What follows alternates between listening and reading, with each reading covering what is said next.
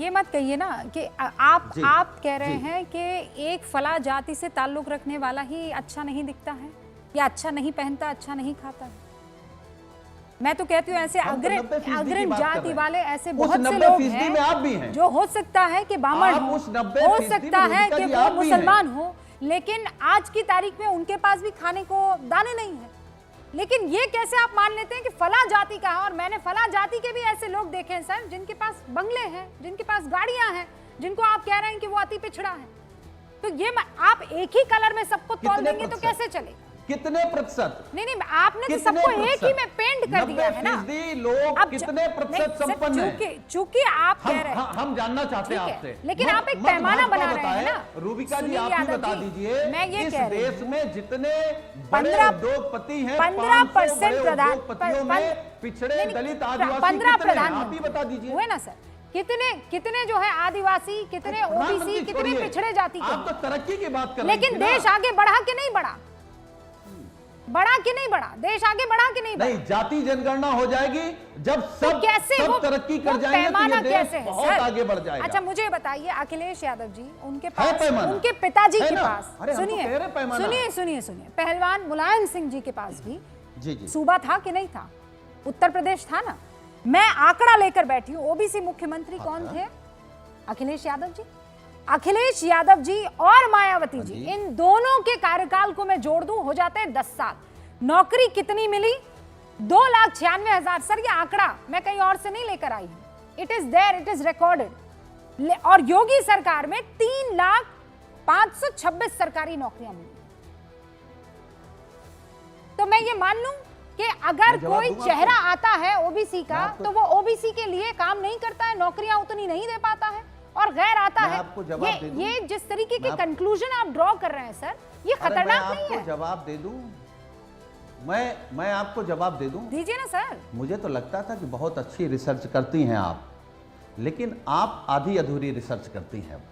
Sir मेरी research को आप शुरू से जो है सरकार में ओबीसी एससी का आरक्षण, सुनील यादव जी, एक तो सुनिए आप, मेरी रिसर्च पर आपका सर्टिफिकेट मुझे नहीं चाहिए। एससी का आरक्षण मैंने जो सवाल पूछा है उस सवाल का पॉइंटेड जवाब दीजिए। नहीं, अच्छा हम पॉइंटेड जवाब दे रहे हैं। अगर आरक्षण के बगैर आप दे देंगे हमारे तो सवाल रिजेक्ट का हो जाएगा ना। बीजेपी के पास नहीं होगा।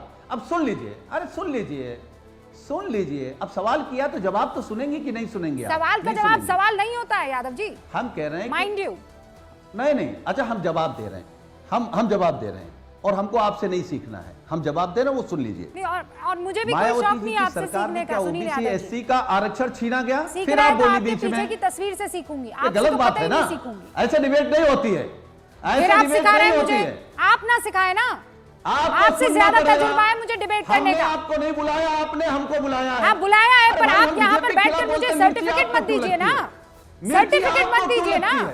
और ये तमीज से बात कीजिए सुनील यादव जी, तमीज से बात कीजिए, तमीज से बात कीजिए मुझसे, तमीज से बात कीजिए। मैं कह रही हूँ Sunil Yadav, mind your language. महिला सम्मान कर रहे हैं। नहीं, कोई सम्मान नहीं कर रहे हैं, आप बदतमीजी कर रहे हैं। किस सैलरी की बात कर रहे हैं आप? किस सैलरी की बात कर रहे हैं? मैं किसी की प्रवक्ता नहीं हूँ, सवाल पूछना मेरा फर्ज है, मैं सवाल पूछूंगी। आप बदतमीजी मत कीजिए, अपने घर की महिलाओं से भी ऐसी बात करते हैं। अगर वो सवाल पूछती है तो आप कहते हैं पड़ोसी से सैलरी लेकर आ रही हो। अगर आपके घर की महिला आपसे सवाल करती है तो आप उससे ये कहते हो कि किसी से सैलरी लेकर आ रही हो? ऐसे बात करते हो आप घर की महिला से? अगर आपसे कोई सवाल कर ले तो मैं सवाल पूछूंगी और हक से पूछूंगी। मिस्टर यादव, अभी आप भारती जी को महिला रोक रही थी, आपने महिला कार्ड खेला है क्या? आप महिला है, मैं आपसे सम्मान से बात करना चाहता हूँ। मिर्ची लग गई। मैं नहीं खेलती हूँ महिला कार्ड, आप लोगों को प्रॉब्लम है विक्टिम कार्ड का। कौन सा आरक्षण खाया जो आरक्षण योगी आदित्यनाथ खा रहे हैं? हमको आप जवाब दे दीजिए। आपके पास जवाब नहीं तो बीजेपी से दिला दीजिए। ये आरक्षण खाने वाले एक दिन जेल जाएंगे।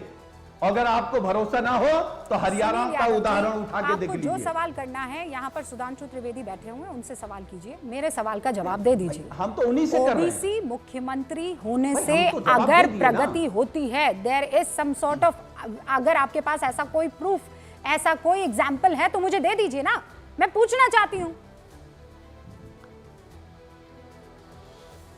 नहीं, आपको क्या लगता है कि उत्तर प्रदेश में बीएसपी और सपा की सरकार बनने के बाद पिछड़े और दलितों की कोई तरक्की नहीं हुई। मैंने आंकड़ा दिया उनका आपको नौकरी का। आर्थिक स्थिति में आप मुझे सुधार गलत नहीं साबित कर हुआ, दीजिए। सामाजिक स्थिति में सुधार नहीं हुआ। आप मुझे गलत साबित कर दीजिए आंकड़े ना। पे कह रहा हूं, मैं कह रहा हूं आप, अच्छा इस बात को आप मान रही हैं कि नहीं मान रही हैं? योगी आदित्यनाथ की सरकार ने पिछड़े और दलितों का हक आरक्षण खाया है, आरक्षण का घोटाला किया है। आप मना कर दीजिए, नहीं किया उत्तर प्रदेश में आरक्षण का घोटाला। रिप्रेजेंट कर रहा है बीजेपी नहीं, को, आप नहीं मना कर ना। सकती। और मैं आपके कार्यक्रम में दावे के साथ कह रहा हूं, मैं क्यों मना करूंगी सर? जब कभी सरकार बदलेगी यही आरक्षण घोटाले वाले आपको आरक्षण जेल में नजर घोटाला आएंगे, और आप लोग में जेल नजर जाएंगे। आएंगे। इसका जवाब सुनील यादव सवाल कीजिए, सवाल के जवाब यहाँ पर ढूंढिए। सुनील यादव जी, अब आक्षेप फैक्ट मत लगाइए। अब आप तो सुनील जी तो अपेक्षाकृत संयम से बात करते हैं, सपा के अन्य प्रवक्ताओं की तरह नहीं बात करते हैं, तो मैं इनसे अपेक्षा करता हूं बिल्कुल फैक्ट। महोदय, ये उत्तर प्रदेश में दलितों का रिजर्वेशन इन प्रमोशन किसने समाप्त किया था? समाजवादी पार्टी की सरकार ने। और इतना ही नहीं, हजारों दलित जो प्रमोट हो गए थे उन्हें डिमोट किसने किया? समाजवादी पार्टी की सरकार ने। संसद में जब वो दलितों के रिजर्वेशन इन प्रमोशन का आया प्रस्ताव, वो फाड़ा किसने? समाजवादी पार्टी की सरकार ने।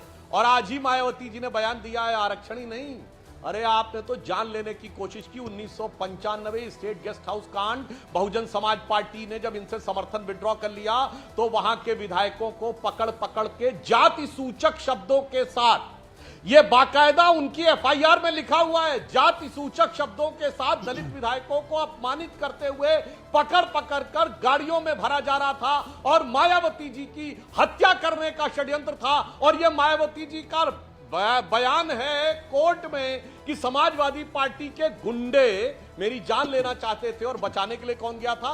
भारतीय जनता पार्टी के उस समय के तत्कालीन नेता स्वर्गीय ब्रह्मदत्त द्विवेदी, जिनकी बाद में रहस्यमय परिस्थितियों में हत्या हो गई।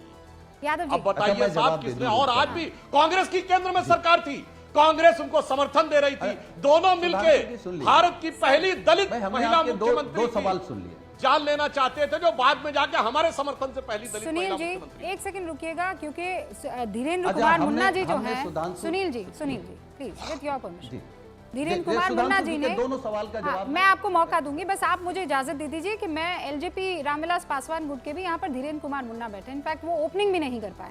धीरेन्द्र जी, आप तो कह रहे हैं जातिगत जनगणना होनी चाहिए और आप बीजेपी के साथ में हैं, इनफैक्ट आपके जो सबसे बड़े नेता हैं वो तो मिनिस्टर भी हैं। रूबिका जी, बीजेपी जातीय जनगणना के विरोध में कब है मुझे ये जानना है। हम लोगों ने बिहार में सबसे पहले किया है तो उसमें सारी पार्टियों ने समर्थन किया है और यहाँ पे हमने सार्वजनिक भी किया है। हम जातीय जनगणना चाहते हैं और किया भी है, लेकिन कर्नाटका की तरह नहीं कि करा लिया और फिर बता नहीं रहे। हम जातीय जनगणना चाहते हैं, एलओपी बनाने के समय में खुद बन गए और जब स्पीकर बनाने की बात आए तो किसी को आगे कर दिए क्योंकि किसी दलित को हारना था। हम जातीय जनगणना चाहते हैं, इस देश में फिर तीसरी बार नहीं चौथी बार भी देश के कोई अति पिछड़ा प्रधानमंत्री हो। हम तो उस सोच के लोग हैं और आज जातीय जनगणना हुई है तो उनके विकास की किरण हम वहां तक ले जाना चाहते हैं। अति पिछड़ा समाज में कई ऐसे लोग हैं, लेकिन तब दुख होता है ना जिसकी रही भावना जैसी प्रभु देखी मूरत तिन तैसी। आज योगी जी के बयान पर आ गए समाजवादी पार्टी के नेता, उन्होंने क्या कहा? बटोगे तो कटोगे।